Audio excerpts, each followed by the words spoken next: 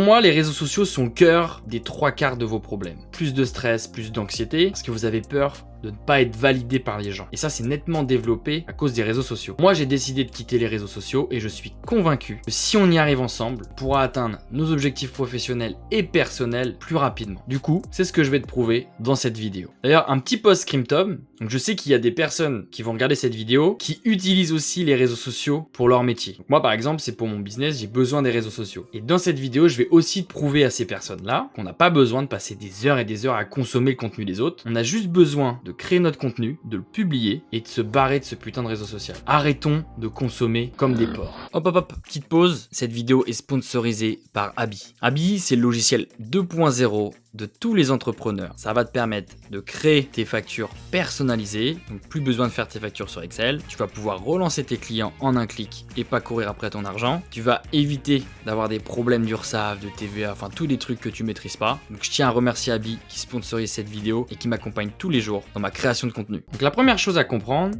c'est comment notre cerveau fonctionne. Donc le point numéro 1, on va voir l'impact des réseaux sociaux sur notre cerveau. Si vous êtes comme moi, vous avez sûrement ce petit frisson quand vous avez une nouvelle notification ou juste quand vous voyez la petite pastille rouge. Ça nous donne tous envie de cliquer pour voir ce qui se passe derrière. Donc ça touche une petite molécule qui est dans notre cerveau, c'est la dopamine. Plus connue sous le nom de la molécule du plaisir, mais pour faire simple, à chaque fois que vous recevez et que je reçois une notification, que ce soit un message, un like ou un commentaire, notre cerveau libère un petit peu de cette dopamine. Ça nous procure une sensation assez agréable, on se sent utile, on se sent aimé et validé par les autres. C'est un peu comme si notre cerveau nous récompensait de quelque chose. Pour mieux comprendre ça, je vais prendre un exemple tout simple que vous connaissez forcément. C'est les casinos, les machines à sous. Vous savez, ces petites machines où vous savez jamais si vous avez gagné ou perdu. C'est cette incertitude qui les rend si addictives. Les notifications fonctionnent de la même manière que ces machines à sous. Vous savez jamais si cette petite notification, c'est la notification de quelqu'un d'important, d'un proche, d'une ex, de votre copine, de votre crush, de votre patron. Vous ne savez jamais, du coup, c'est ça qui va attirer cette petite excitation. Cette surprise renforce notre désir de vérifier et renforce notre addiction aux réseaux sociaux parce qu'on va vouloir à tout prix regarder ce qui se cache derrière. Ensuite, on a un besoin d'être validé par la street, c'est-à-dire par les gens. En gros, on cherche à être accepté, à être valorisé par les autres et ça, c'est propre à l'être humain. Donc si on part très très loin en arrière, être apprécié et validé par la tribu, c'était quelque chose de vital. Et même si les temps ont changé, évidemment qu'on ne parle plus de tribu, mais le besoin reste le même. Chaque like, chaque commentaire que vous recevez, c'est un peu comme si notre tribu validait quelque chose chez nous. Et ça, c'est assez puissant quand on y pense. Donc si on combine la libération de la dopamine, l'excitation de la récompense et ce besoin inné qu'on a d'être validé par les autres, c'est pas surprenant si notre cerveau soit accro à ces réseaux sociaux. À ce moment-là de la vidéo, je suis sûr qu'il y a des gens qui se disent « Oh, c'est juste un plaisir, je l'ouvre de temps en temps, c'est pas une addiction, etc. » Eh bien, détrompez-vous. Maintenant qu'on a compris pourquoi notre cerveau kiffe toutes ces notifications, ces likes, ces commentaires et libère de la dopamine, les réseaux sociaux ont un réel impact sur votre santé mentale. Est-ce que vous aussi, vous avez déjà ressenti une petite pointe d'anxiété, du stress, une perte de confiance en vous, une sensation de mal-être après avoir consommé beaucoup de contenu sur un réseau social? Et bien ça, c'est normal que vous ressentez ça. Parce que les réseaux sociaux ont développé quelque chose de très malsain, c'est-à-dire le fait de se comparer aux autres. Vous ouvrez un réseau social, peu importe le réseau social en question, que ce soit LinkedIn ou Insta, vous voyez un entrepreneur ou une entrepreneuse gagner 10 fois plus que vous. Au début, vous allez être inspiré, mais quand vous allez voir tous les jours les mêmes contenus, l'inspiration va se transformer en démotivation. Et le fait d'être démotivé par des gens qui sont meilleurs, qui ont une meilleure vie que nous, qui sont plus beaux, plus sportifs que nous, on va s'auto-saboter et c'est là, à partir de ce moment-là, qu'on va se flinguer notre santé mentale. Parce que si vous ouvrez les réseaux sociaux, vous avez vraiment l'impression que tout le monde est riche, tout le monde est beau, tout le monde a du succès avec les hommes ou les femmes, tout le monde est parfait. Or, dans la vraie vie, on le sait tous, personne n'est parfait. Tout le monde a des défauts, tout le monde a des galères, mais ça, on a tendance à l'oublier quand on ouvre les réseaux sociaux. Donc plus vous passez du temps dans un monde qui n'est pas réaliste, qui est superficiel, obligatoirement, ça aura forcément un impact sur vos pensées et votre santé. Et quand je parle de ça, je suis assez serein parce que c'est exactement ce qui s'est passé sur moi. J'ouvre Instagram, j'avais l'impression que tout le monde avait de la thune sans rien foutre, et quand vous travaillez dur pour gagner de l'argent, pour vous faire kiffer, pouvoir investir, gérer votre vie professionnelle, et vous ouvrez les réseaux sociaux et que vous avez l'impression que tout le monde a des Rolex, tout le le monde part à Dubaï, que c'est facile pour les gens de gagner de l'argent, bah là vous vous dites putain mais pourquoi moi je suis une brêle? Et c'est comme ça qu'on peut tomber très vite dans la déprime, l'impression de ne pas avancer assez vite par rapport aux autres, donc il y a une comparaison constante avec les gens, et c'est comme ça qu'on se flingue complètement notre cerveau. Ensuite, si on continue sur notre santé, les réseaux sociaux flinguent littéralement votre sommeil, surtout si vous les utilisez le soir dans le lit. Alors je veux pas commencer à me prendre pour votre daronne, c'est pas du tout mon rôle. En revanche, je pense que vous savez que scroller sur TikTok ou Insta, ça vous empêche de dormir. Parce que la lumière bleue et les réseaux sociaux, ça flingue complètement la production de mélatonine, l'hormone en gros, qui régule votre sommeil. Résultat, on a du mal à dormir et la qualité de notre sommeil est très mauvaise. Du coup, ça c'est de l'accumulation de plein de merde, parce que ça crée de l'insomnie, votre sommeil est complètement perturbé, tout ça, ça va s'ajouter à notre stress, à notre anxiété, et ça va créer un espèce de cercle vicieux. Du coup, si vous dormez mal, qu'est-ce qui se passe? Vous allez être fatigué. Bon, là-dessus, je me suis pas trop mouillé. Mais on en vient à la partie 3, c'est au niveau de la fatigue et de votre productivité. À cause de ça, je peux vous assurer que vos rêves, ils s'envolent. Si vous continuez comme ça, vos rêves, ils sont repoussés comme votre putain de réveil. Pourquoi vous procrastinez autant? Pourquoi vous repoussez tout le temps au lendemain ou à la semaine prochaine? Je peux vous assurer que ça vient en grande partie des réseaux sociaux, pour avoir été dans ce cas-là avant. Si vous êtes fatigué et moins productif, ça vient d'une seule chose, ce qu'on a vu au tout début de la vidéo, c'est la surstimulation de votre dopamine.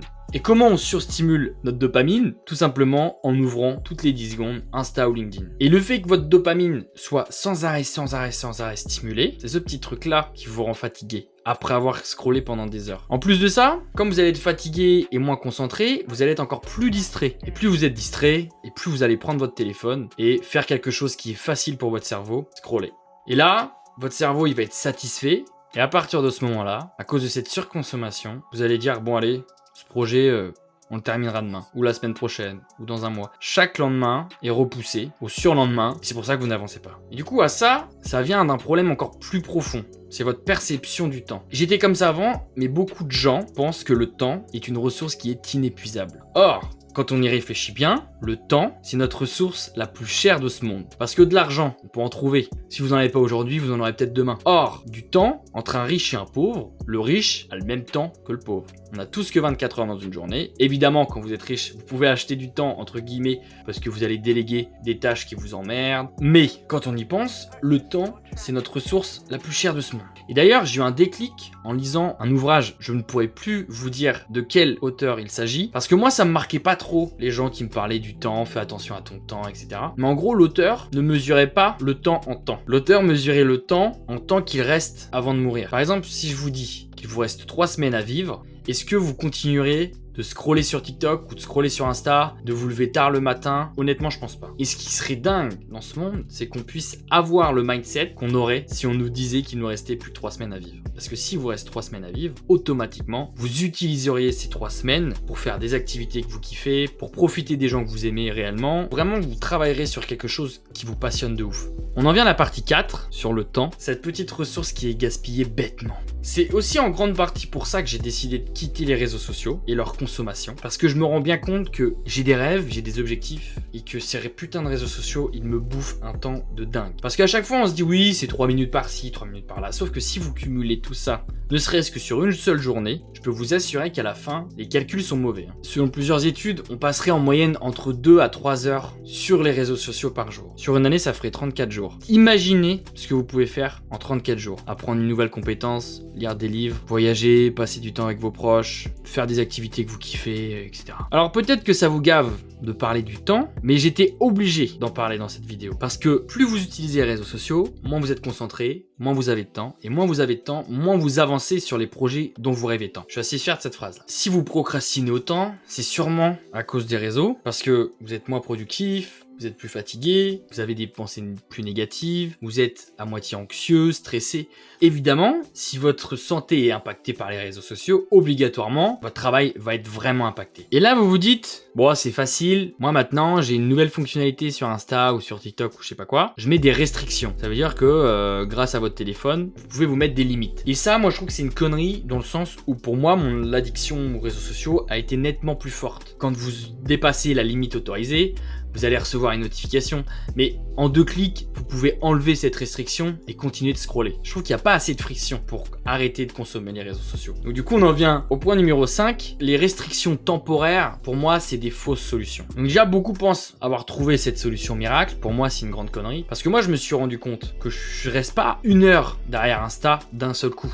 Non, je reste 1 à 2 heures peut-être par jour sur Insta, seulement par des petites portions de 5 minutes. Donc c'est vraiment pas des grosses utilisations qui me flinguent, c'est vraiment des petites utilisations, mais très fréquentes. Donc ces restrictions, elles ont beaucoup trop de failles. On peut les détourner en 2-3 clics, et ça, notre cerveau le sait très bien, surtout si vous le faites une fois. Certains vont se dire, moi, je les ai complètement supprimés, sauf que je suis très content pour vous. On sait tous maintenant avec nos téléphones, on peut retélécharger l'application en 2 secondes. Évidemment, il y a toutes sortes d'addictions. Certains vont être plus addicts que d'autres. Testez ce que vous pouvez tester, donc n'hésitez pas évidemment à supprimer l'application, mais moi, pour des gens comme moi, je déconseille de supprimer l'application parce que vous allez les réinstaller tôt ou tard. Alors là, vous êtes en train de vous dire, putain, mais qu'est-ce qu'on fait? Et bien, c'est ce qu'on va voir dans cette dernière partie. Donc moi, je vais vous donner ma méthode qui va être très radicale parce que je l'ai décidé. Vous ne pouvez pas soigner une addiction si vous n'êtes pas décidé à la soigner. Moi, je suis clairement décidé à la soigner parce que sincèrement j'en ai trop marre de me voir comme une merde à regarder 3 stories, à voir des gens qui mettent des stories de merde et à les regarder. Donc je suis vraiment décidé à quitter définitivement les réseaux sociaux. Je vais garder mes applications sur mon téléphone parce que je sais très bien que si je les supprime, je les réinstallerai. Donc je veux vraiment montrer à mon cerveau que j'accepte ces applications, elles sont là. Donc c'est pas un problème en tant que tel. Et je pense que c'est comme la clope. Si vous vous dites du jour au lendemain, allez j'arrête les clopes, si vous êtes vraiment accro, ça va marcher 2 jours et puis après vous allez recommencer x 1000. En revanche, je crois beaucoup à cette alternative de prendre une cigarette électronique et de commencer à diminuer petit à petit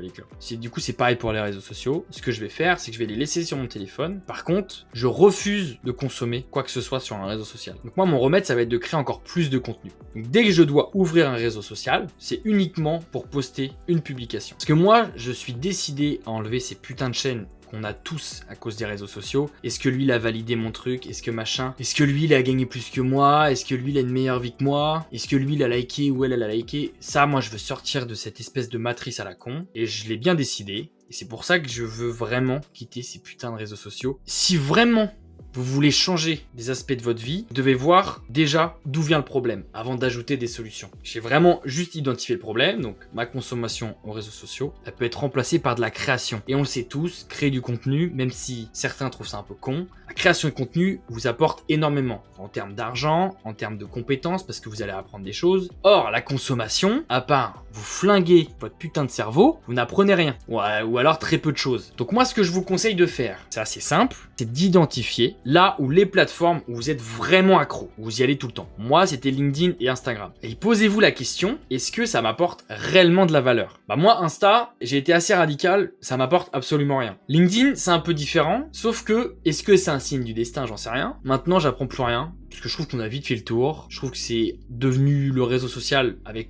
un concours d'ego énorme. Et moi, je suis pas du tout comme ça. Donc, je préfère laisser les gens créer leur contenu. Et moi, du coup, consommer quasiment 0 contenu. Et le temps que je passais à consommer, à donner de la force aux autres, à liker et commenter, je vais le passer à créer du contenu. Et la deuxième chose que je ferai, vous avertissez vos proches, parce que vous allez me dire, oui, mais moi, j'ai plus avoir d'amis, plus de machin.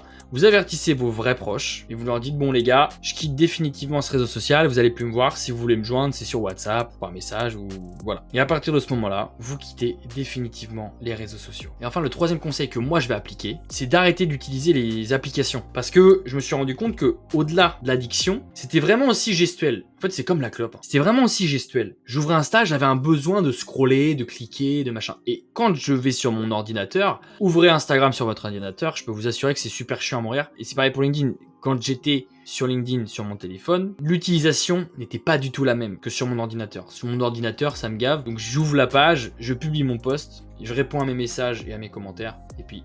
je veux pas essayer de vous changer, je veux vraiment vous faire comprendre l'importance que ça a de quitter définitivement les réseaux sociaux. Parce que le temps que vous passez sur les réseaux sociaux, vous allez pouvoir le remplacer par du temps avec des proches, faire des choses qui vous font réellement kiffer, lire un livre, écrire un journal, faire l'amour avec votre conjoint ou votre conjointe, j'en sais rien, vous faites ce que vous voulez. Mais je peux vous assurer que le temps que vous passez sur les réseaux sociaux, c'est du temps qui peut être beaucoup mieux utilisé. Et n'oubliez pas, votre temps, c'est la ressource la plus chère de ce monde.